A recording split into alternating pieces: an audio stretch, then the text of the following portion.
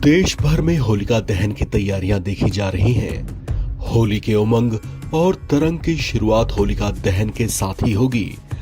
फाल्गुन मास की शुक्ल पक्ष की पूर्णिमा तिथि के दिन किए जाने वाले होलिका दहन की परंपरा पूरे हर्षोल्लास से निभाई जाएगी।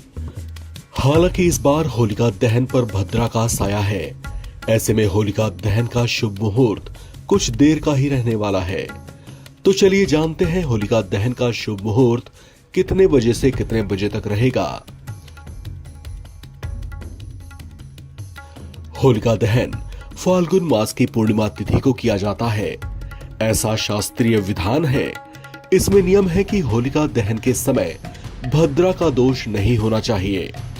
धर्म सिंधु नामक ग्रंथ में बताया गया है कि प्रदोष व्यापिनी भद्रा रहित ग्रहया, अर्थात प्रदोष काल में जिस दिन फाल्गुन पूर्णिमा हो उस दिन भद्रा का त्याग करके होलिका दहन करना चाहिए।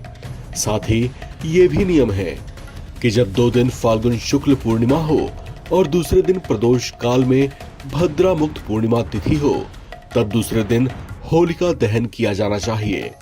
लेकिन इस बार 2 दिन पूर्णिमा तिथि तो है, लेकिन दूसरे दिन प्रदोष काल लगने से पहले ही पूर्णिमा समाप्त हो जा रही है। इसलिए होलिका दहन 13 तारीख को किया जाएगा, क्योंकि इसी दिन सुबह 10:13 से पूर्णिमा तिथि लगेगी और प्रदोष व्यापिनी पूर्णिमा रहेगी, जबकि 14 मार्च को सुबह 12:25 से पूर्णिमा समाप्त हो जाएगी।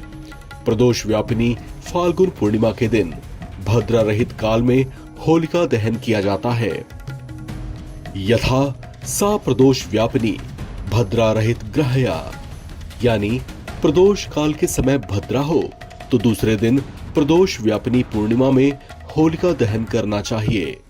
यदि दूसरे दिन पूर्णिमा प्रदोष व्यापिनी न हो तो पहले दिन भद्रा समाप्ति के बाद होलिका दहन करें। लेकिन यदि उसी दिन भद्रा निशीथ के बाद या निशीथ में समाप्त हो रही हो तो भद्रा के मुखकाल को छोड़कर भद्रा काल में ही निशीथ से पहले होलिका दहन कर लेना चाहिए, क्योंकि निशीथ के अंतर होलिका दहन निषेध है। लेकिन 13 तारीख को पूर्णिमा के साथ भद्रा का साया रहेगा। ऐसे में भद्रा का त्याग कर अथवा बहुत जरूरी होने पर भद्रा मुख को त्याग कर भद्रा पुच्छ के दौरान भी होलिका दहन किया जा सकता है। भद्रा मुख का समय शाम 8:18 से रात 10:27 तक रहेगा। भद्रा पुच्छ का समय शाम 7 बजे से 8:18 तक रहेगा।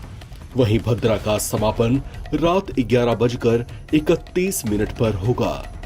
ऐसे में आप होलिका दहन इस समय के मुताबिक ही करें। इस खबर में फिलहाल इतना ही। बाकी अपडेट्स के लिए आप बने रहें एनबीटी ऑनलाइन के साथ।